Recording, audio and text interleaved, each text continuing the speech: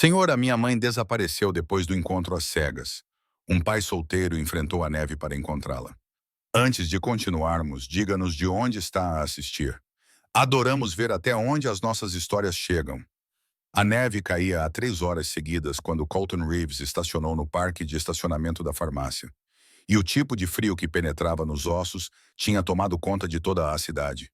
O tipo de frio que fazia com que pensasse 2 vezes antes de sair da sua carrinha, mesmo que fosse por 5 minutos. Ele ficou ali sentado por um segundo, com o motor ainda a funcionar, observando os flocos de neve rodopiarem sob as luzes da rua, como uma espécie de globo de neve de inverno. E a sua jaqueta de construção ainda estava coberta de cimento seco do canteiro de obras. Porque quando se é um pai solteiro a fazer horas extras para garantir o Natal, nem sempre se tem tempo para se trocar antes de ir buscar remédios para o resfriado da sua filha de 6 anos, que está a tossir há uma semana.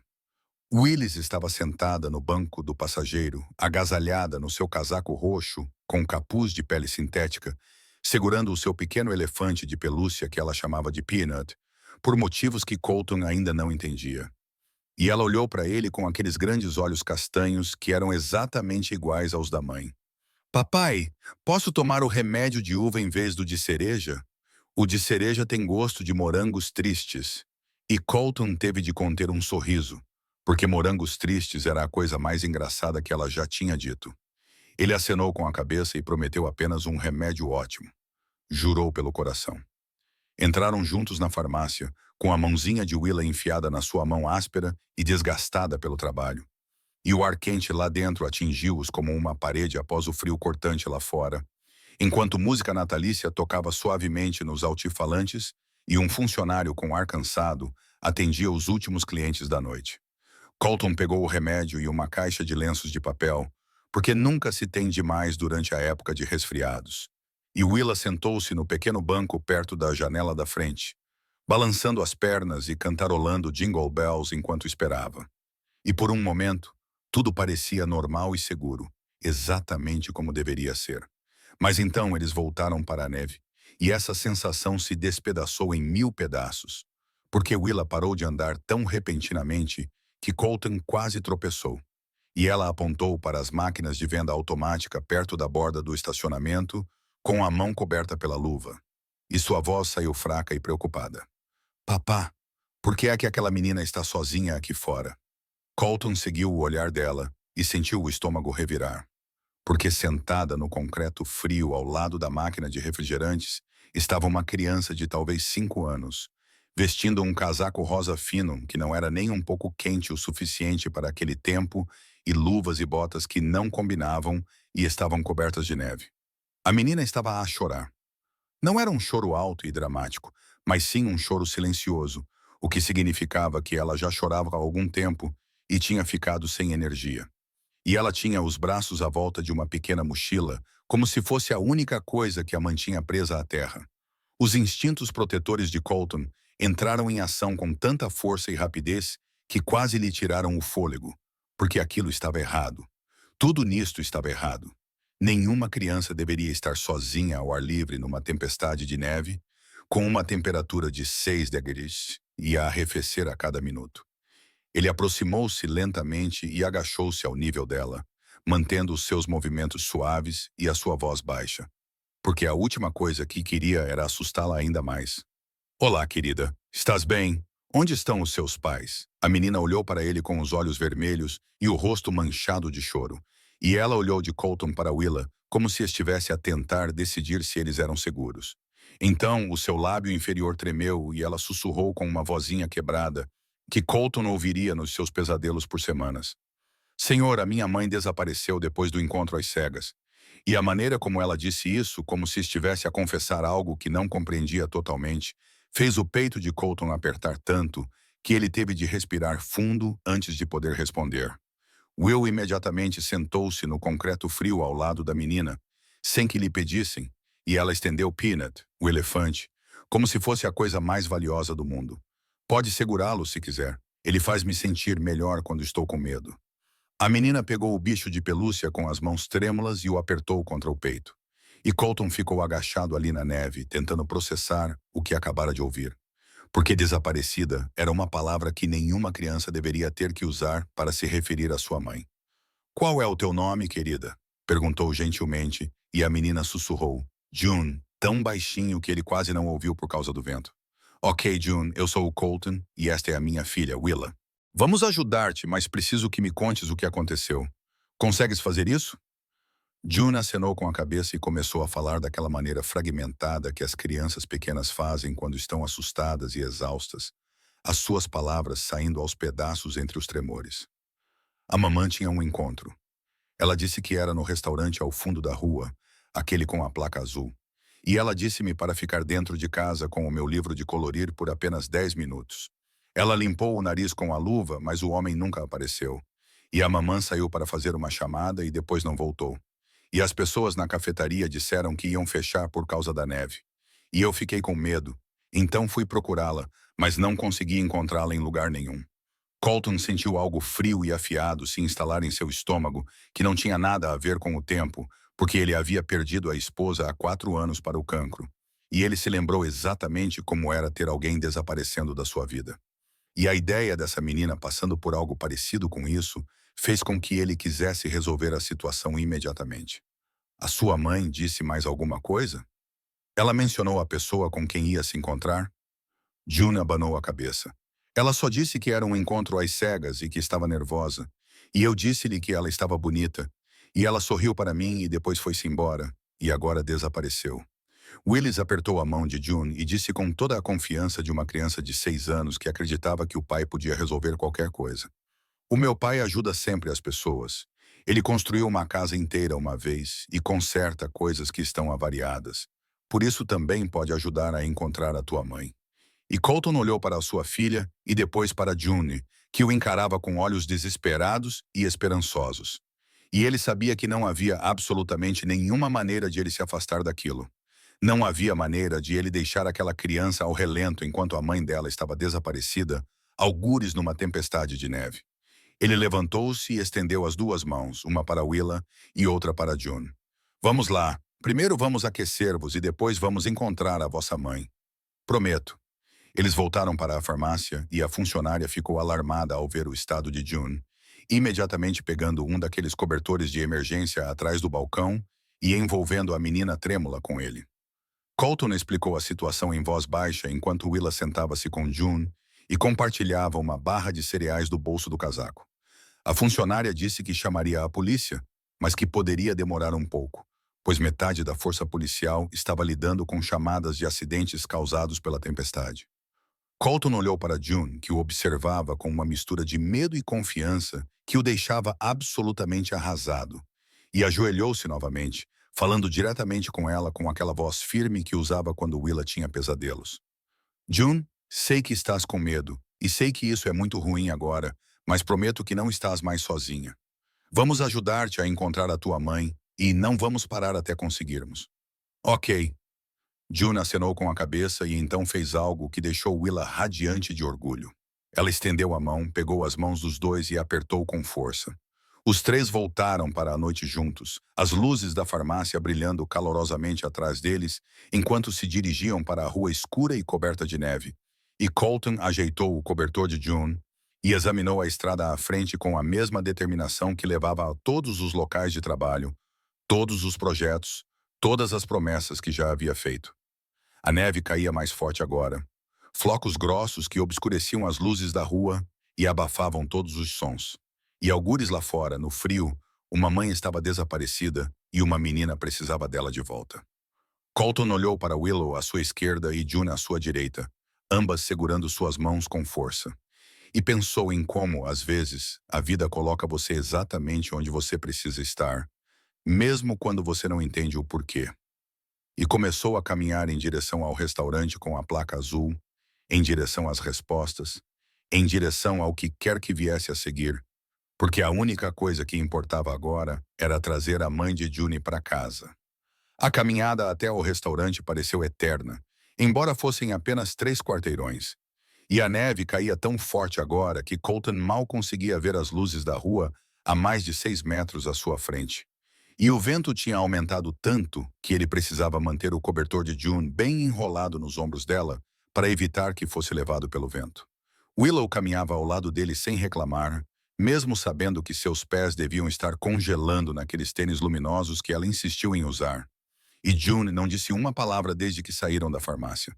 Apenas mantinha os olhos fixos na calçada, como se tivesse medo de que, se olhasse para cima, a mãe pudesse desaparecer novamente. A lanchonete ficava na esquina, com uma placa azul desbotada que dizia Roses em letras cursivas, e a maioria das luzes estava apagada, exceto por uma lâmpada fraca perto dos fundos. E Colton podia ver alguém dentro da loja se movimentando com um esfregão e um balde, claramente fechando o local para a noite. Ele bateu na porta de vidro com força suficiente para ser ouvido acima do vento, e a funcionária, uma mulher de 50 anos com ar cansado, com o cabelo preso num rabo de cavalo, olhou para cima, assustada, e então viu as duas crianças tremendo e imediatamente destrancou a porta. Estamos fechados por causa da tempestade, mas, meu Deus, tragam essas crianças para dentro antes que congelem, disse ela, conduzindo-as para dentro. O calor atingiu-os como uma bênção, e o cheiro de café velho e torta encheu o ar. Havia flocos de neve de papel colados nas janelas e uma pequena árvore artificial no balcão, piscando com luzes coloridas. June afastou-se de Colton assim que entrou e correu direto para uma cabine perto da janela, pressionando as pequenas mãos contra o assento de vinil gasto, como se estivesse a tentar sentir a presença da mãe ali. Ela sentava-se aqui, sussurrou June com a voz embargada.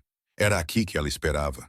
O funcionário olhou para Colton com preocupação e ele explicou rapidamente. Disse-lhe que estavam à procura de uma mulher chamada Marin Ellis, que tinha vindo aqui para um encontro às cegas no início da noite e nunca tinha voltado para casa.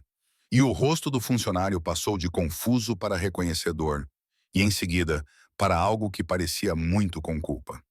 Oh, querido, sim, eu lembro-me dela. Ela esperou naquela mesma cabine por quase 20 minutos, verificando o telemóvel e olhando para a porta como se estivesse à espera de alguém que nunca lá apareceu. Colton sentiu o maxilar apertar, porque já tinha começado a montar a imagem de uma mulher que estava nervosa e sozinha, e que se levantou para fazer algo que provavelmente já era difícil. Viu-a sair? Ela disse alguma coisa? A funcionária acenou com a cabeça lentamente, limpando as mãos no avental. Acho que ela recebeu uma chamada e saiu para atender. Disse que voltaria logo, mas nunca mais voltou. E recebemos a chamada para fechar mais cedo, talvez 15 minutos depois, porque as estradas estavam a ficar ruins. E eu simplesmente imaginei que ela já tivesse ido embora. June soltou um pequeno gemido de dor, e Willa imediatamente subiu na cabine ao lado dela e a abraçou. E Colton nunca se sentiu tão orgulhoso da filha como naquele momento. Ele perguntou à funcionária se ela tinha visto em que direção Marin foi ou se havia mais alguém por perto. Mas ela balançou a cabeça em sinal de desculpas, dizendo que estava nevando muito forte para se ver alguma coisa pela janela. Agradeceram-lhe e voltaram para a tempestade. June parecia menor, mais frágil. Colton colocou-a no colo, mesmo com os braços cansados do trabalho, porque não havia como deixá-la andar naquelas condições. Tinham percorrido apenas meio quarteirão quando faróis cortaram a neve e um grande limpa-neve laranja roncou em direção a eles, movendo-se devagar e com firmeza, empurrando montes de neve para o lado da estrada.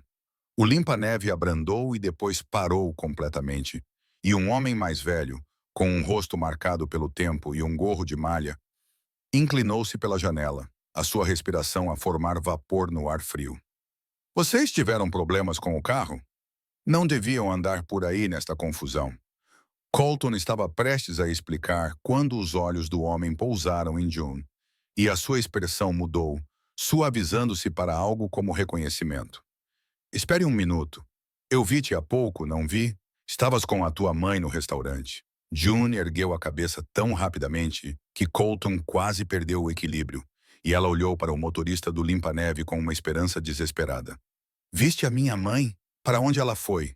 O idoso que se apresentou como Sr. Hanson puxou o limpa-neve totalmente para o lado e desceu, movendo-se com cuidado na estrada gelada. Eu a vi, querida, mas, para ser sincero, algo não me pareceu certo naquele momento.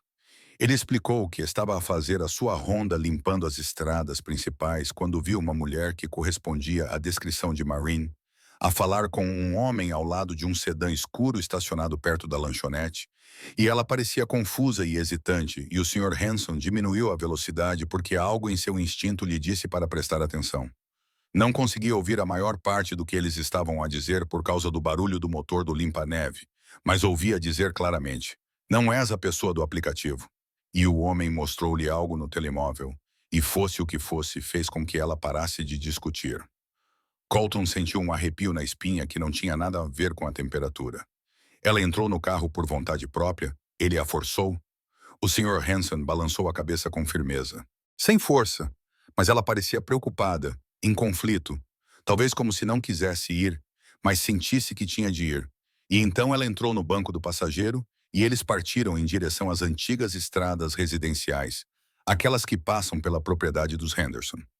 Ele deu-lhes instruções, disse-lhes para terem cuidado e voltou para o seu limpa-neve.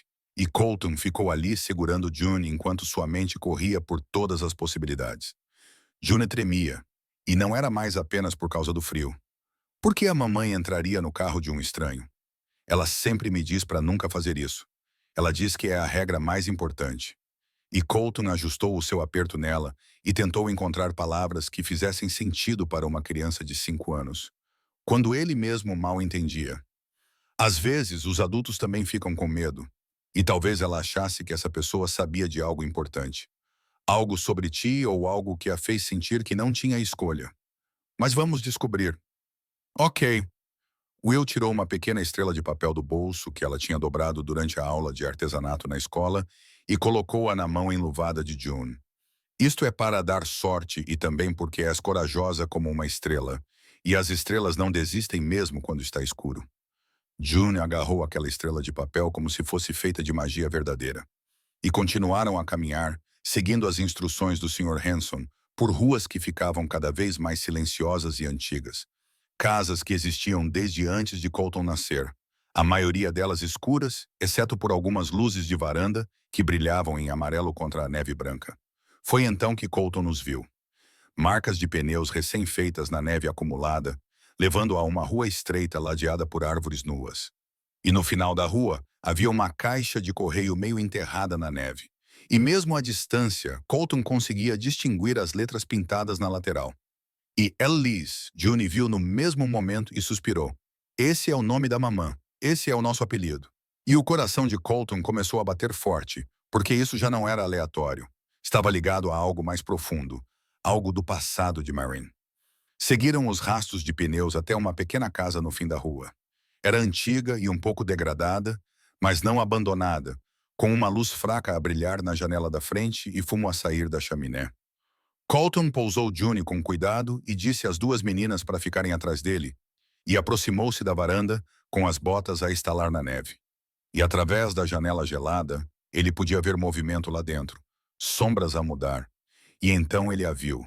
Uma mulher sentada num sofá gasto, sua postura tensa, mas não contida, e um homem andando de um lado para o outro na frente dela, suas mãos se movendo como se estivesse tentando explicar algo.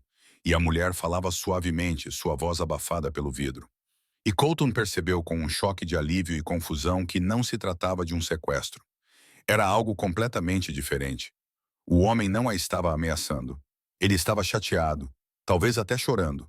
E a mulher, que devia ser Maureen, com base na descrição de June, tentava acalmá-lo. Os instintos de Colton no canteiro de obras entraram em ação.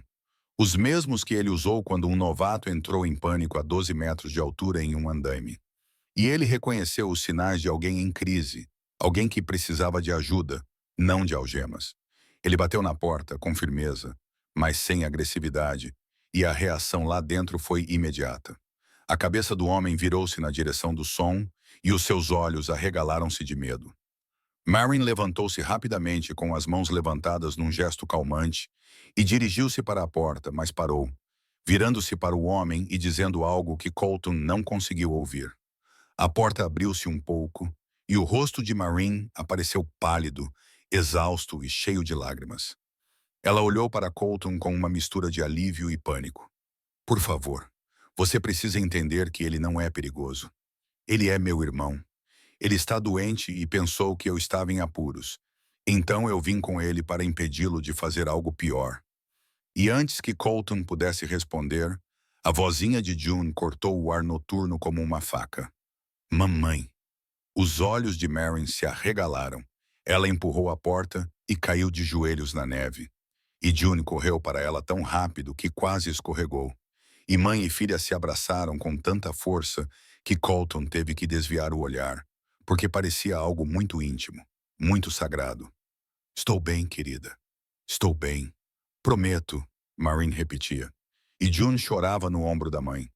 E dentro da casa, o homem, Aaron, irmão de Marin, ficou parado, observando-as, e a expressão em seu rosto era de pura devastação. Colton entrou cuidadosamente pela porta, mantendo a voz baixa e firme. Ninguém vai chamar a polícia. Ainda não. Mas a tua irmã e a filha dela precisam de ir para casa, e tu precisas de ajuda. Ajuda de verdade, do tipo que não vem de uma cela de prisão. Aaron deixou-se cair numa cadeira e colocou a cabeça entre as mãos, e Marin sussurrou. Obrigada, repetidamente enquanto abraçava June, como se nunca mais fosse soltá-la. A ambulância chegou 20 minutos depois, sem sirenes ou luzes piscando. Apenas uma presença silenciosa que parou em frente à velha casa como se já tivesse feito isso centenas de vezes antes. E os paramédicos que saíram não trataram isso como uma cena de crime, mas como o que realmente era. Uma crise de saúde mental que havia saído do controle. Aaron sentou-se nos degraus da varanda com um cobertor nos ombros, parecendo absolutamente exausto. E Marin sentou-se ao lado dele, segurando a sua mão, enquanto June ficava perto de Colton e Willa, observando tudo com olhos arregalados e incertos. Não queria assustar-te, disse Aaron à sua irmã, e a sua voz estava rouca de tanto chorar. Vi o teu perfil naquele aplicativo de namoro quando estava a navegar e entrei em pânico. Pensei que alguém fosse magoar-te. Pensei que precisava de proteger-te, como não pude proteger-te quando éramos crianças. Marin apertou a mão dele com mais força. Eu sei e não estou zangada, mas não podes continuar a fazer isto. Precisas de ajuda de verdade, do tipo que eu não posso dar sozinha. Aaron acenou com a cabeça e deixou os paramédicos guiá-lo até a ambulância. E antes de entrar, olhou para June e disse, desculpa ter te assustado, querida. A tua mãe é a melhor pessoa que conheço e tu tens sorte em tê-la. June não disse nada, mas acenou com a cabeça e Marin viu a ambulância partir com lágrimas a escorrerem pelo rosto. E Colton reconheceu aquele tipo específico de tristeza, o tipo que vem de amar alguém que está a sofrer e não ser capaz de ajudá-lo. Ele aproximou-se e, sem perguntar, enrolou o casaco de trabalho em torno dos ombros de Marin, porque ela tinha deixado o dela algures no meio da confusão e a temperatura tinha baixado ainda mais. O casaco era demasiado grande para ela, as mangas ficavam-lhe compridas e cheirava a serradura e café. E Willa riu-se baixinho, o que quebrou a tensão o suficiente para que Marin conseguisse esboçar um pequeno sorriso. Obrigada, disse Marin, e saiu pouco mais do que um sussurro. Por me encontrar, por trazer June, por não tornar isto pior do que já era. Colton abanou a cabeça. Não precisa de me agradecer. Qualquer pessoa decente teria feito a mesma coisa. Mas Marin olhou para ele com aqueles olhos cansados e vermelhos e disse, não, realmente não teriam. A maioria das pessoas teria chamado a polícia primeiro e feito perguntas depois. Mas você viu o que realmente era. Colton sugeriu que voltassem para a lanchonete, disse algo sobre como o lugar onde tudo começou parecia o lugar certo para recuperar o fôlego. E Marin concordou porque June precisava de um lugar quente e ela precisava de 1 minuto para processar tudo o que tinha acabado de acontecer. Eles voltaram juntos pelas ruas e a neve finalmente começou a diminuir, caindo em flocos suaves e preguiçosos, em vez da cortina pesada que tinha sido antes. E a cidade parecia mais suave de alguma forma, mais silenciosa, como se estivesse a se aconchegar para a noite. A lanchonete da Rose tinha reaberto para a multidão da madrugada. As pessoas que trabalhavam no turno da noite não conseguiam dormir ou simplesmente precisavam de um lugar quente para ficar por um tempo. E a funcionária de antes se animou quando os viu entrar pela porta. Oh, graças a Deus! Estava preocupada, a pensar se a teriam encontrado. Ela trouxe chocolate quente para as meninas sem que lhe pedissem e café para os adultos. E eles se acomodaram na mesma cabine onde Moran esperara por um encontro que nunca aconteceu. Só que desta vez ela não estava sozinha.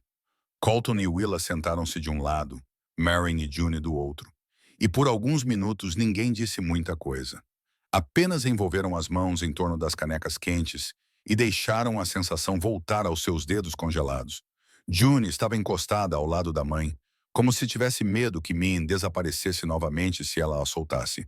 E Willa continuava a lançar olhares furtivos para eles com um ar satisfeito, como se tivesse resolvido pessoalmente todo o mistério.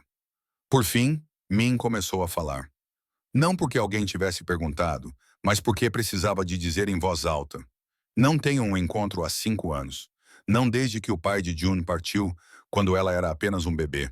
E disse a mim mesma que era porque estava ocupada ou porque ela precisava mais de mim do que eu precisava de romance. Mas a verdade é que estava apavorada. Ela olhou para a sua chávena de café. Apavorada por desapontá-la. Apavorada por deixar alguém entrar apenas para que partisse novamente. Apavorada por talvez não valer a pena ficar. Ela explicou como tinha entrado naquele restaurante já convencida de que era um erro. Como quando o encontro não apareceu, ela se sentiu tola e aliviada ao mesmo tempo. E como ver o irmão dela do lado de fora foi como se o universo confirmasse que ela não deveria tentar. Achei que talvez fosse um sinal de que eu deveria parar de fingir que poderia ter algo mais do que já tinha. Colton ouviu sem interromper, as mãos calejadas segurando a caneca com firmeza. E quando ela finalmente olhou para ele, ele disse algo que fez o seu peito apertar. Perdi a minha esposa há 4 anos devido a um cancro. E durante muito tempo, pensei que era o fim para mim. Pensei que tinha esgotado a minha única oportunidade de amar e que tudo depois disso era apenas por uma questão de obrigação, pelo bem da Willa. Ele olhou para sua filha, que estava a partilhar o seu chocolate quente com a June. Mas ver-te com a June esta noite, ver como lutaste para proteger o teu irmão, mesmo quando era ele que te assustava, isso não é alguém por quem não vale a pena ficar. É alguém que vale tanto a pena que nem sequer se apercebe disso. A conversa ficou suspensa entre eles, honesta, crua e real, enquanto a música natalina do restaurante tocava suavemente ao fundo e a neve continuava a cair gentilmente do lado de fora das janelas. June, que estava a ouvir silenciosamente a conversa dos adultos, de repente se manifestou com o tipo de lógica que só uma criança de 5 anos poderia ter. Podemos ir a um encontro não às cegas da próxima vez, para que ninguém desapareça e saibamos com quem vamos nos encontrar. E também para não ser assustador. Will acenou com a cabeça entusiasmada e acrescentou o seu próprio requisito. E devemos comer waffles, porque o papá só compra waffles quando gosta mesmo de alguém. Ele comprou waffles para a Sra. Rachel na angariação de fundos da escola e depois ficou todo estranho e sorridente durante uma semana. O rosto de Colton ficou vermelho vivo e Maureen riu pela primeira vez naquela noite. Um riso genuíno que iluminou todo o seu rosto. E, de repente, o peso de tudo o que tinha acontecido diminuiu o suficiente para que respirar se tornasse mais fácil. Terminaram as suas bebidas e se agasalharam novamente para enfrentar o frio. E quando saíram, a neve tinha diminuído quase por completo. Apenas alguns flocos flutuavam preguiçosamente sob o brilho das luzes da rua. Maureen apertou o casaco de Colton em torno de si e olhou para ele. Não sei como agradecer pelo que fez esta noite. Não precisavas de nos ajudar, mas ajudaste mesmo assim, e acho que salvaste mais do que apenas a mim. A voz de Colton era gentil quando ele respondeu. Nenhuma criança deveria ter de esperar por uma mãe que não volta, e nenhuma mãe deveria sentir-se sozinha no escuro. É simples assim. June pegou na mão de Willa, e as duas meninas ficaram ali na neve, sorrindo uma para a outra, como se conhecessem há muito tempo, em vez de apenas algumas horas. E Willa sussurrou algo que fez June rir. Colton observou-as e então reuniu coragem para fazer a pergunta que estava a crescer em seu peito desde que se sentaram naquela cabine. Se não for muito cedo, e se estiverem interessadas, poderíamos fazer isso de novo? Todos nós. Um café da manhã de verdade. Não um encontro às cegas. Apenas pessoas que já sabem que gostam da companhia umas das outras. Maureen olhou para June, que estava a acenar com a cabeça com tanta força que todo o seu corpo se movia. E quando ela olhou de volta para Colton, seu sorriso era suave e esperançoso e apenas um pouco assustado, da melhor maneira possível. Eu realmente gostaria disso.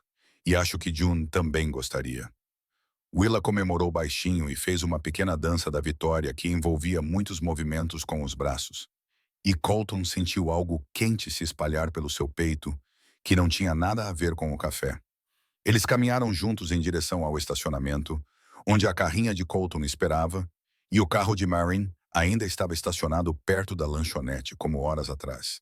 E quando June começou a tremer, Colton a levantou sem pensar duas vezes, carregando-a para que seus pés não ficassem mais frios. Marin pegou na mão de Willa e os quatro caminharam pela neve suave como se fizessem isso há muito tempo. E acima deles, as nuvens começavam a se dissipar, revelando pequenos vislumbres de estrelas. Algumas noites trazem medo e outras trazem tempestades. Mas algumas noites aproximam pessoas que estavam destinadas a se encontrar.